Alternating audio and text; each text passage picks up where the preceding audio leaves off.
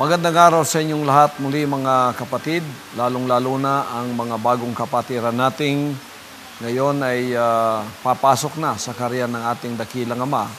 Pagpapatuloy natin mga kapatid ang ating serye ng pag-aaral, lalong-lalo na dito sa mga mana ng kapahayagan na nagmumula sa akin dito sa hinirang na anak ng Diyos. Papunta sa inyong lahat sapagkat gusto ko pong ako talaga ang inyong mapapakinggan sa mga bagay na ito, lalong-lalo na sa inyong lahat na ngayon ay bago pang pumasok sa karya ng ating dakilang Ama. Sa araw na ito ay pag-aaralan natin ang patungkol sa butil na pananampalataya. Ito ay naging isang kaliwanagan para sa lahat ng mga anak ng Diyos na noon ay nalilito sa mga bagay na ito. Ngayon, pinagkaloob ng Ama sa atin ang mga mana of revelations na ang mga bagay na ito ay hindi na malabo pa. Ito ay masyado nang maliwanag para sa ating mga paningin sapagkat ito ang mga bagay na nakatago noon ngayon ay naipahayag na sa hinirang na anak ng Diyos. Mga kapatid, ang butil na pananampalataya ay patungkol sa karya ng Diyos na ngayon ay nahayag na dito sa lupa. Ngunit marami ang nagtatanong kung bakit napakarami ng mga relihiyon o denominasyon. Mula't mula pa, nakita natin ang pakikipag-ugnayan ng Ama para sa kaligtasan ng tao ay mula kay Adan at kay Ebang bumagsak sa kanilang pagsuway, ay nawalay sila sa Diyos at naging makasalanan. At ang kasalanan yon ay ang bini ng ahas na tinatawag na pagtupad sa sarili mo ng kalooban. Ang sinabi ni Satanas na hindi kayo mamamatay kundi magiging Diyos kayong katulad niya. Kaya nung sinunod nila yung boses ni Satanas, hindi nga sila namatay physically pero buhay sila, pero patay sila sa spiritual. At naging Diyos nga sila sa kanilang sarili. Ibig sabihin noon, mula noon, hindi na sila sumusunod sa kalooban ng Ama dahil nawalay sila sa kaloobang yan at hindi na nila nalaman pa. Ang alam nila ngayon kung ano yung kanilang kalooban, kung ano yung kanilang mga sariling kagustuhan, yun na ngayon ang kanilang sinusunod. Kaya naging Diyos sila sa kanilang sarili. Ngunit ang kabayaran naman noon ay ang pagkawalay sa Diyos. Iyon ang espiritual na kamatayan. Ngayon, sa ating pag-aaral, paano tayo makakabalik muli sa Kanya? Sa pamamaraan ba ng tao? Sa pamamaraan ba ng Diyos? Ang ating dapat sundin. Sa seryeng ito, makikita natin na ang pamamaraan ng tao ay isang pamamaraang hindi makakaabot sa kinalalagyan ng Diyos. Ang paraan lang ng Diyos ang dapat nating hintayin upang tayo ay umabot sa Kanya. At nakita natin sa pakikipag-ugnayan niya para maibalik ang tao sa Kanya, walang iba kundi ang pagtawag kay Abraham ang nauna. Kay Abraham at pagkatapos, mga kapatid, ay sa mga lahi ni Abraham, sa mga Hudyo, doon nagpasimula ang tinatawag na Jewish setting. Nagpasimula ito sa 2001 BC sa panahon sa pagtawag kay Abraham. Nakipag-ugnayan ng Diyos sa kanila upang sila maibalik na muli sa Kanya. Hindi ito nagtagumpay sapagkat ang physical component lamang ang kanilang tinanggap at hindi na nila tinanggap pa ang spiritual component nito. Hanggang sa ito'y natapos, ang Jewish age natapos, ang pakikipag-ugnayan ng Diyos sa mga Hudyo noong 70 AD. At sa 70 AD, doon din nagpasimula ang tinatawag na Church Age, na kung saan tayo ay napapabilang noong mga nakaraang mga panahon. At dito sa Church Age, may mga katuparan ng banal na kasulatan dito na ating matutunghayan kung bakit humantong sa napakaraming mga relihiyon, faction ng denominasyon. At ito'y nakakalito sa lahat ng mga naghanap ng katotohanan. Ang tanong dito, Bakit napakaraming mga relihiyon? Bakit napakaraming mga dapat na pagpilian sa paghahanap natin sa Diyos? Bakit nagkaganito? Ito ngayon ang ating pag-aaralan, mga kapatid, na ating makikita hanggang sa ito'y humantong sa kinalalagyan ko ngayon bilang hinirang na anak ng Diyos na kanyang pinagkatiwalaan sa kanyang buong kaligtasan. At magpapasimula dito, makikita natin dito ang talinghaga na nahayag na butil. Ito yung tinatawag na parable of the seed. At ito yung talinghaga na kapahayagan ngayon na mauunawaan natin kung bakit nagdadamihan ng mga relihiyong ito. May kinalaman ba ito sa mga plano ng Diyos? Basahin muna natin, mga kapatid, ang Marcos Kapitulo 4, 26 hanggang 29. Ganito ang ating matutunghayan dyan. Basahin natin. O pastor, sa Marcos 4, versikulo 26 hanggang 27. At sinasabi niya, ganyan ang kaharian ng Diyos, na gaya ng isang taong naghahasik ng binhi sa lupa, at natutulog, at nagbabangon sa gabi at araw, at sumisibol at lumalaki ang binhi na di niya nalalaman kung paano. Sa kanyang sarili ay nagbubunga ang lupa, una-unay usbong, saka uhay, pagkatapos ay butil na humihitik sa uhay. Datapwat pagkahinog na ang bunga, ay ginagamit agad ang panggapas sapagkat dumating na ang pag-aani. Dito, mga kapatid, maliwanag ang kapahayagang ito na noon ay hindi natin alam. Ngunit sa buhay ng hinirang na anak, ito ay nagkaroon na ng katuparan. At ito ngayon ang iisa-isahin natin kung ano ang ibig sabihin ng mga talatang ito na ngayon ay maliwanag na nahayag na para sa ating kaalaman. Ang Marcos 4:26 hanggang 29 sinabi niya, ganyan ang kaharian ng Diyos. Alalahanin ninyo, ang pinagkatiwala sa akin ay ang kaharian ng Diyos na naririto sa lupa. Hindi po ako pinagkatiwalaan ng relihiyon at denominasyon. Pinagkatiwala sa akin ng Ama ang kaharian ng langit. Nung ako'y narito sa bundok na ito, ng Tamayong, at 2 bundok actually, sa 6 na taon. Isa sa paanan ng Mount Matutum sa Malalagkogon, South Cotabato. Doon po sa tinatawag na lugar na Kitbog. 1 taon ako doon. Dito sa bundok na ito, 5 taon akong pinahayagan ng Ama dito na kung saan ang lahat ng mga bagay na ito ay naging maliwanag para sa akin. At ngayon naman, ginagamit ako ng Ama para liwanagin din naman ito sa lahat ng mga anak niyang katulad ninyo na ngayon ay papasok sa kaharian ng Diyos na sa unang mga panahon na hindi ninyo alam ang mga bagay na ito. Kaya sinabi niya, ganyan ang kaharian ng Diyos. Ito yung kinatatayuan natin ngayon. Nagaya ng isang taong naghahasik ng binhi sa lupa at natutulog at nagbabangon sa gabi at araw at sumisibol at lumalaki ang binhi na di niya nalalaman kung paano. Sa kanyang sarili ay nagbubunga ang lupa, una-unay usbong, saka uhay, pagkatapos ay butil na humihitik sa uhay. Datapwat pagkahinog na ang bunga, ay ginagamit agad ang panggapas sapagkat dumating na ang pag-aani. Napakaliwanag nito. Ang paghahasik ng binhi ay walang iba kundi ang pagpapalaganap ng mga salita ng ating Panginoong Jesucristo, ang ating dakilang Ama.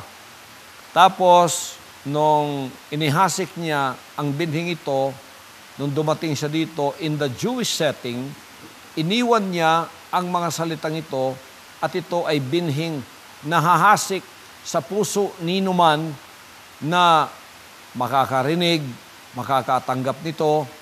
At pagkatapos, sa hindi mo pagkakaalam, tulad ng isang magsasaka na nagtanim ng binhi, uuwi siya, matutulog siya, babangon sa araw, matutulog sa gabi, hindi niya alam kung paanong tumutubo yung binhi na kanyang itinanim.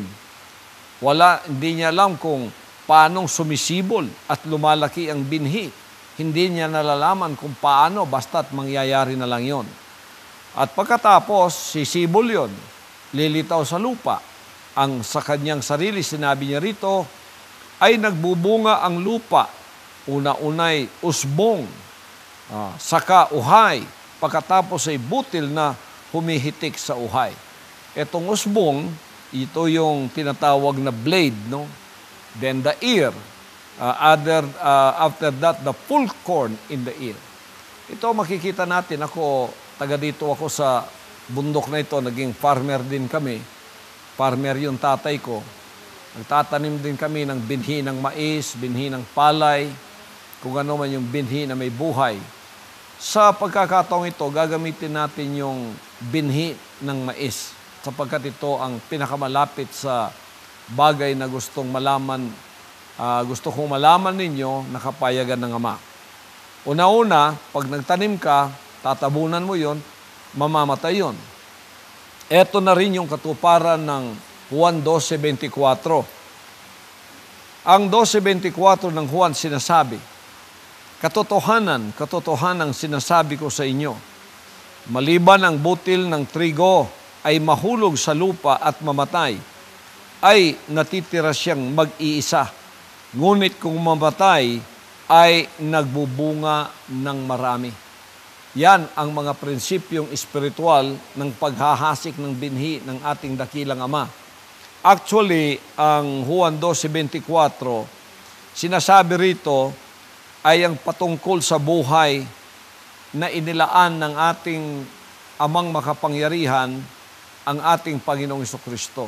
Nung siya ay mamatay at inilibing, siya yung butil na yon. Pagkatapos,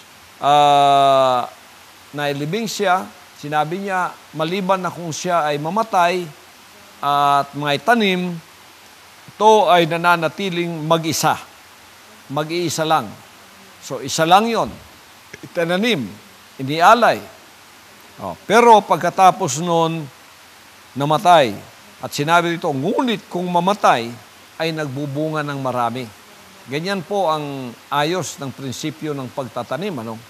Pag nagtanim ka ng isang butil, hindi mo malalaman kung paano tumutubo ito, sumisibol. Pag ito'y sumibol, mag-aani ito ng mas marami pa kaysa iyong inihasik. Yung nga ang isang usbong na mais, bilangin mo nga ang butil doon. Siguro, kumulang mga 500 ang butil na yon. Pero nanggaling lang yon sa isang butil. Pero bago dumating sa kahahantungan ng pag-aani, naglilitaw ang butil na itinanim mong nag-isa, dadaan ang kanyang buhay, butil na buhay, sa napakaraming proseso. Kaya sinabi dito ng Marcos 4:28, unang-una, lilitaw ang usbong. Pagkatapos, ito yung dahon, no? Pagkatapos, lilitaw na naman yung katawan. Pagkatapos, yung bulaklak. Pagkatapos, nalilitaw ang bulaklak, ang pinakalas nalilitaw ay ang busal. Dito, makikita ninyo ang kategorya ng church age na ngayon, napakaraming mga pananampalataya dyan o faction ng relihiyon nila at denominasyon. Ito ba ay may kinalaman sa mga kapahayagang ito na sinabi ng ating dakilang Ama? Mababasa din natin yan sa Roma 1:17.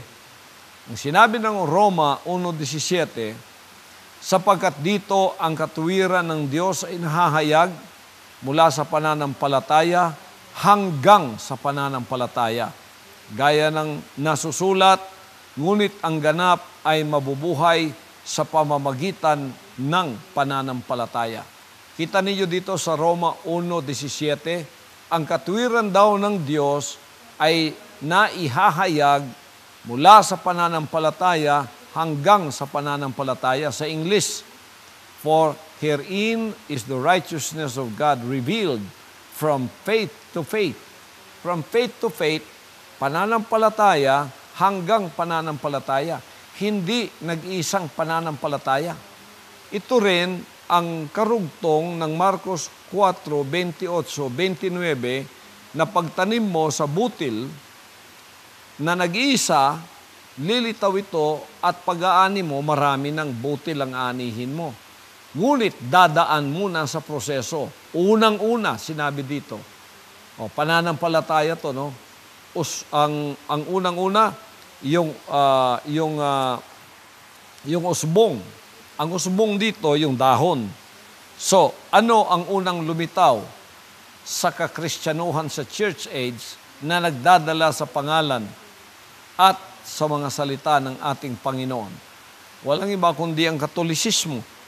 So, sila ang unang lumitaw na nagdadala sa pangalang Jesus Christ na kinikilalang tagapagligtas din nila. So, ang unang lilitaw ay ang dahon. Itong tinatawag na dahon na pananampalataya o blade faith.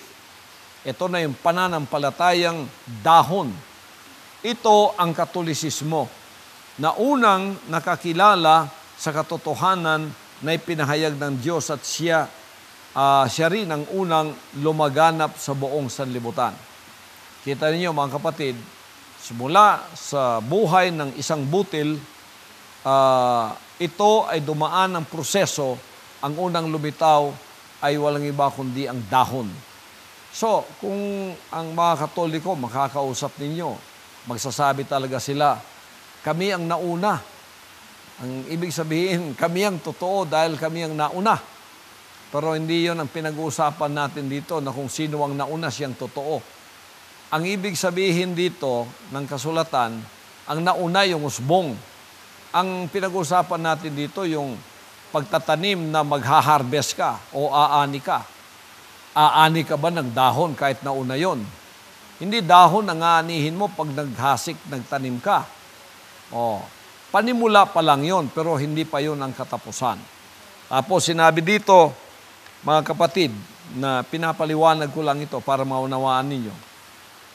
Ang Katolisismo ay kalaunang nahati sa dalawa, Romano o ang kanlurang Katolisismo at Grego o silangang Katolisismo o Orthodoxy. Kahit paman, iba ang kanilang kolor, pareho pa rin silang dahon. Kasi basta Katolisismo, iyon ang dahon ng pananampalataya. So, ang Romano Katoliko lamang ang binubuo ng daang-daang relihiyosong kongregasyon. Ang ilan dito ay ang Jesuits, ang SBD, ang Franciscans, Carmelites, Agustinians, at marami pang iba. Ang mga relihiyosong kapisanan ay umusbong, gaya din ng Catholic Charismatics, El Shaddai, Couples of Christ, etc., etc. Marami pa. Basta tinatawag kang Katoliko, anuman ang uri ng pagkakatoliko mo, ikaw ang napapabilang sa tinatawag na dahon na pananampalataya. Pangalawa, mga kapatid, ang sumunod na lumabas ay ang tangkay o ang katawan. Ito yung ating pangalawang makikita. Ang kasalanan lang ng mga Katoliko ay sinabi nilang kami na yun. Wala nang lilitaw na iba pa. Kaya ang harvest ngayon na. Kami na yung totoo. Kung ganun ang kanilang paniniwala, maraming pagkakamali ang mangyayari dyan. Meron bang magsasaka na pag lumitaw yung dahon, tatawagin ang lahat ng kanyang mga kapitbahay at sasabihin, sige, mag-aani na tayo. Sasabihin ng mga kapitbahay, nasisira na yata itong kaibigan natin, dahon pa lang ang lumitaw, gusto niya, umani na siya. Ganon ang kasalanan ng mga kapatid natin sa Katolisismo. Nakala nila, sila na yung katapusan. Hindi pa. Lilitaw pa yung iba, kaya nga lumitaw si Martin Luther. So ang sumunod na lumabas ay ang tangkay o katawan. Ito ang tinatawag nating katawang pananampalataya o stock faith sa katuparan ng 1:17 ng Roma na ang katwiran ay mabubuo sa pamamagitan ng pananampalataya hanggang pananampalataya. So, hindi nag-iisang pananampalataya. Ito namang stock faith o itong katawang pananampalataya o tangkay na pananampalataya, ito'y naglalarawan sa protestantismo o sa protestantism. Ngayon, ang protestantismo ay opisyal na nagpasimula noong 1529 nang ang isang deboto na katolikong pari na Aleman na walang iba si Martin Luther ay nakatanggap ng bagong kapayagan noong 1517 na ang matuwid ay mabubuhay sa pamamagitan ng pananampalataya versus tradisyon. Hindi na niya nakita na may kahalagahan ang tradisyon, kundi mabubuhay lang sa pananampalataya. No, ang sumunod na lumitaw na gaya rin ng pagkatapos ng Lutheranism, kasama na ito lahat sa Protestantism, basta hindi ka Katoliko, Protestante ka. Hindi pa naman lumitaw yung ibang pananampalataya, kaya ito pa lang ating pinag-uusapan. So, ang Protestantismo ay sumasakop sa mga sumusunod. Mga Lutherans, Presbyterians, Methodists, Baptists, United Church of Christ in the Philippines, Salvation Army, Wesleyans, Jehovah's Witness, Mormons, Adventists, Iglesia ni Cristo, Talaba, Suntuki, yan.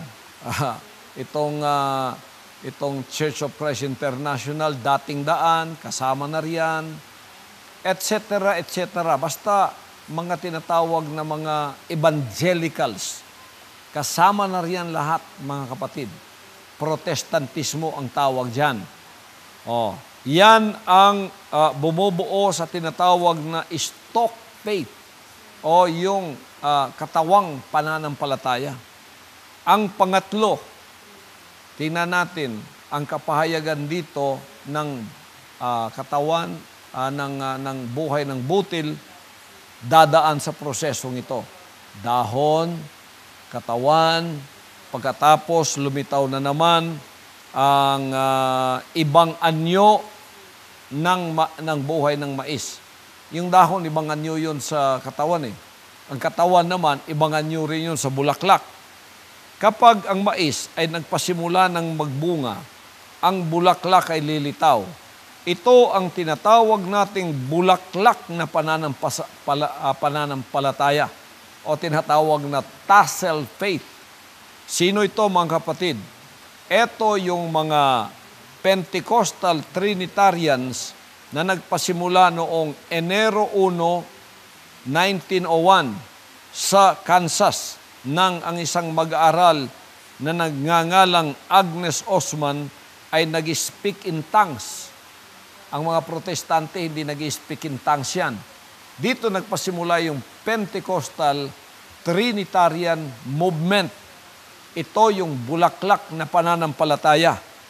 Sumasa ilalim dito ang lahat ng mga relihiyon na walang kaugnayan sa protestantismo sapagkat hindi sila naniniwala sa pangungusap sa iba't ibang wika o speaking in tongues. Ang mga protestante hindi naniniwala nun. Pagpasimula ng Pentecostal Trinitarian Movement, ang bago na namang kapayagan is they will speak in tongues.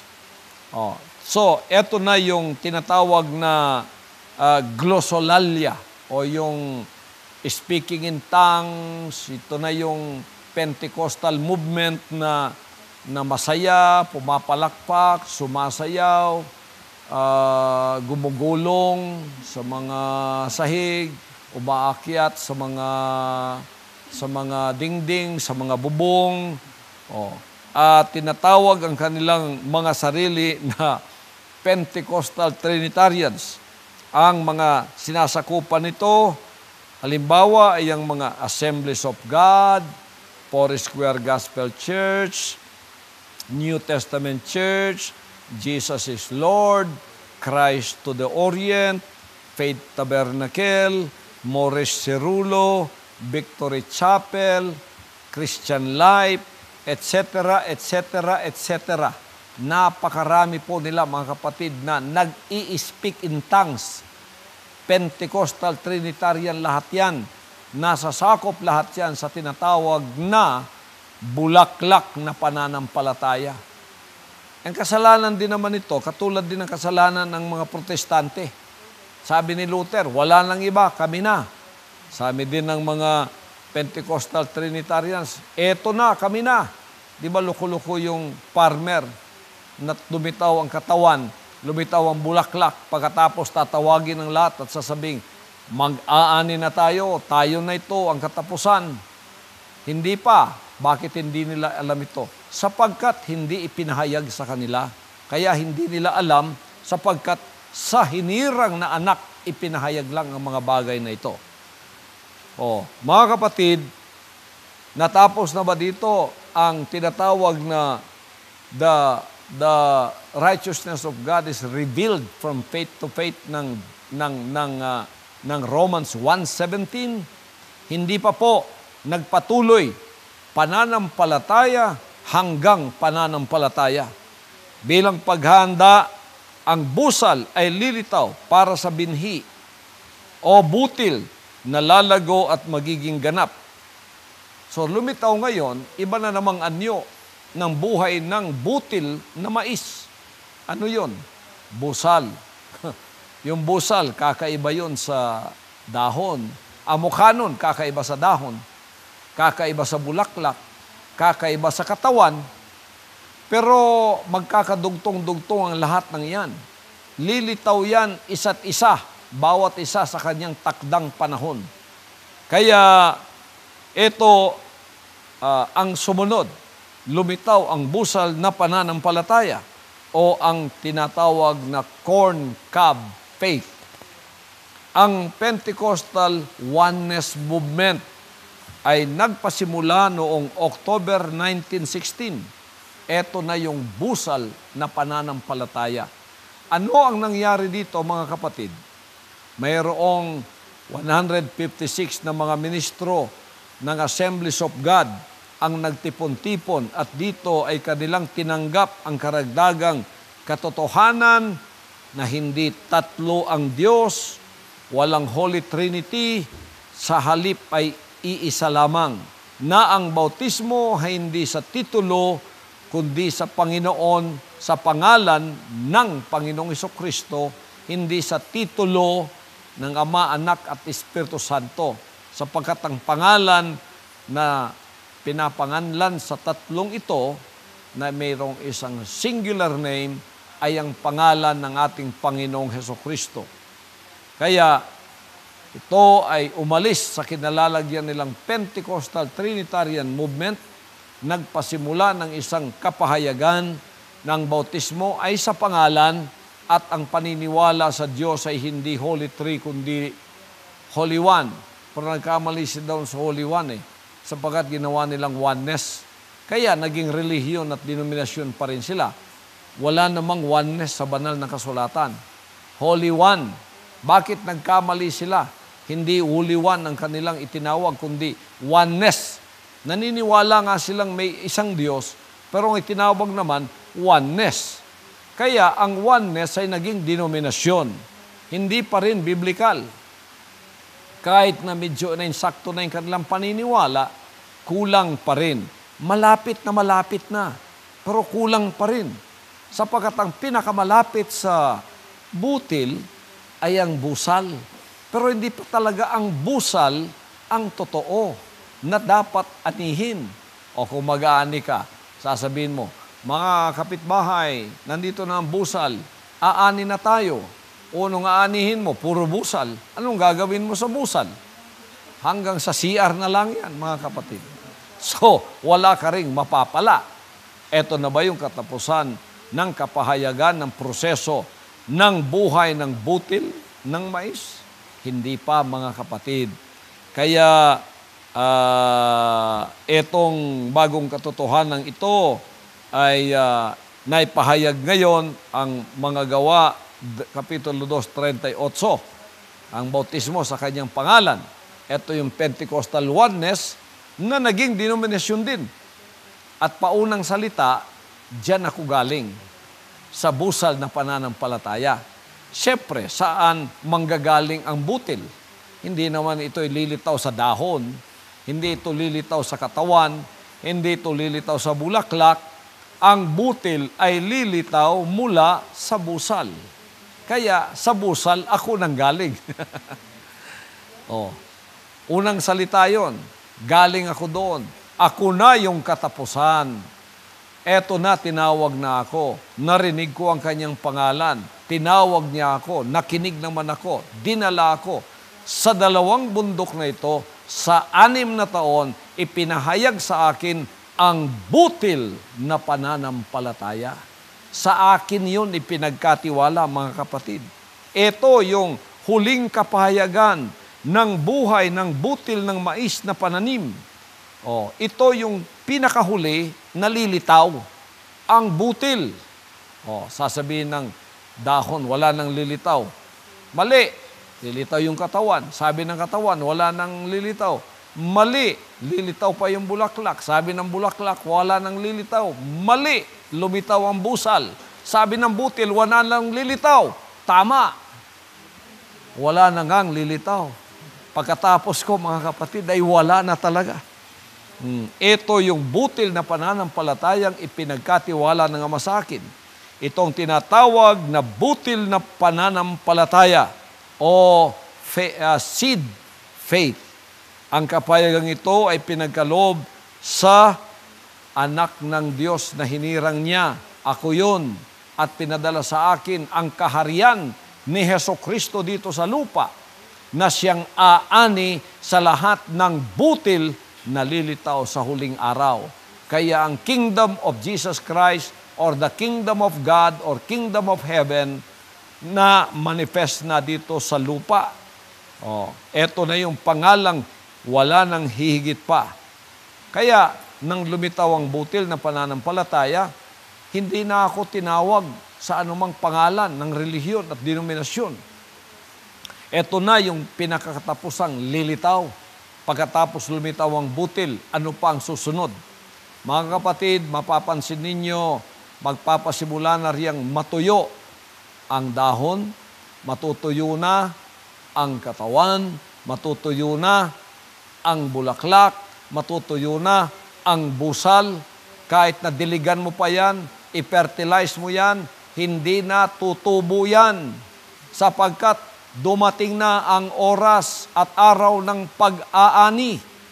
Araw na ng pag-aani yan. Araw na ng tagapagtanim. Araw na ng magsasaka. Yan ang tinatawag na araw na ng Diyos o araw ng Panginoon o Day of the Lord.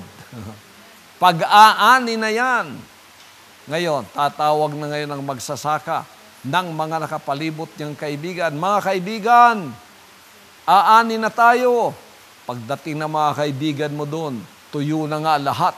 Ang dahon, ang katawan, ang tangkay, ang bulaklak. Tapos pag ganun mo, ang busal, matigas na yung butil.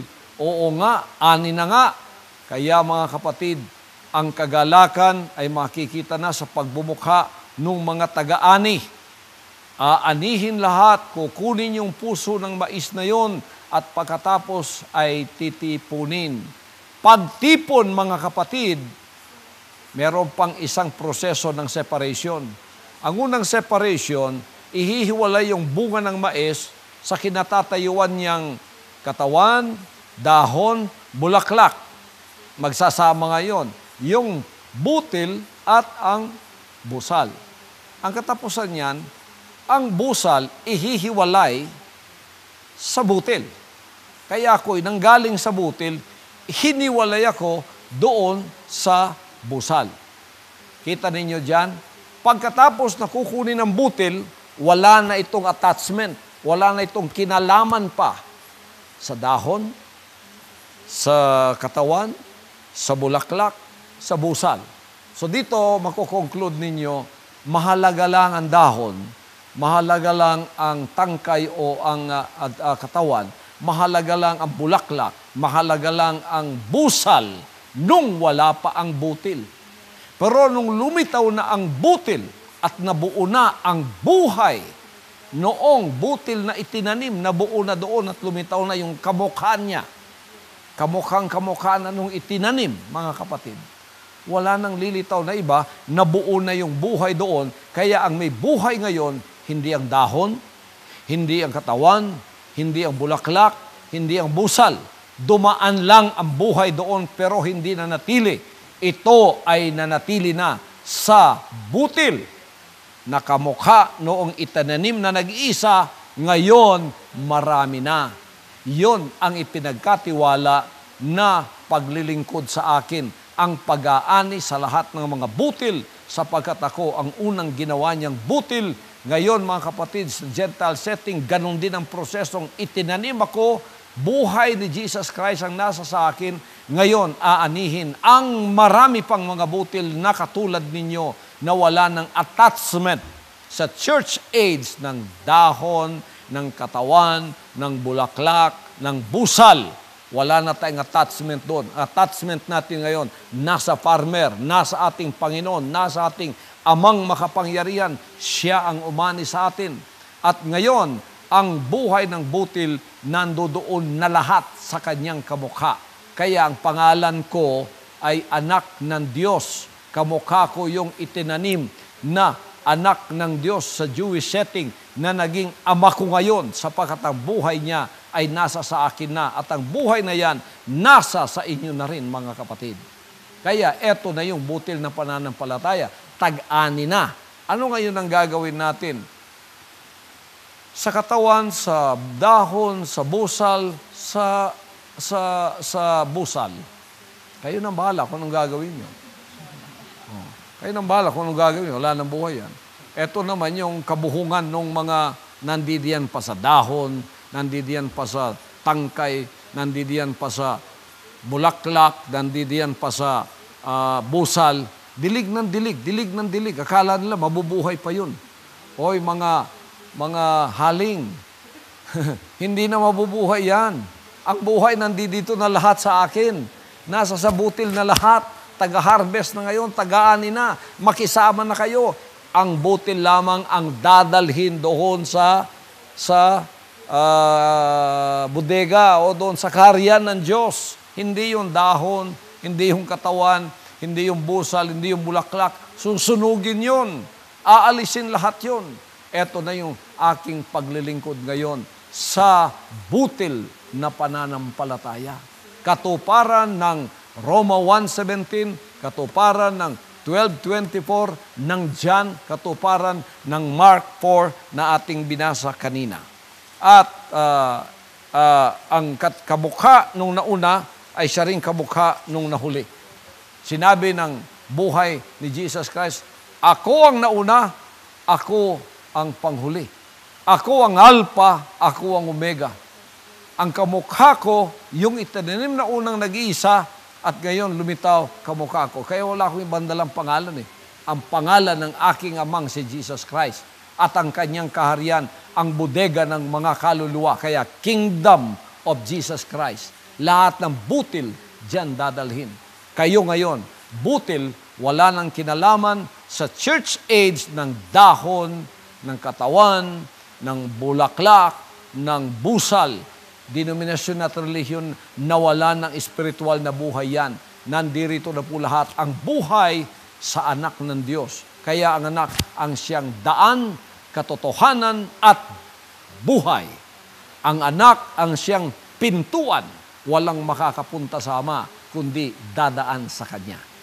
Mga kapatid, ito ang isang kapahayagan na panghawakan ninyo sapagkat ito'y ipinahayag sa akin at ito ay ipinagkaloob at ipinagkatiwala na siyang akin din namang dadalhin na siyang buhay sa lahat ng mga mananampalatayang katulad ninyo na magiging anak na katulad ko. Pagpalain kayong lahat ng Ama hanggang sa susunod nating pag-aaral sa mga serye ng mga mana ng kapayagang nagmumula sa dakilang Ama papunta sa inyo galing sa hinirang na anak ng Diyos. Ang pagpapala ng makapangyarihang Ama ay mapa sa ating lahat ang ating Panginoong Hesukristo. Amen.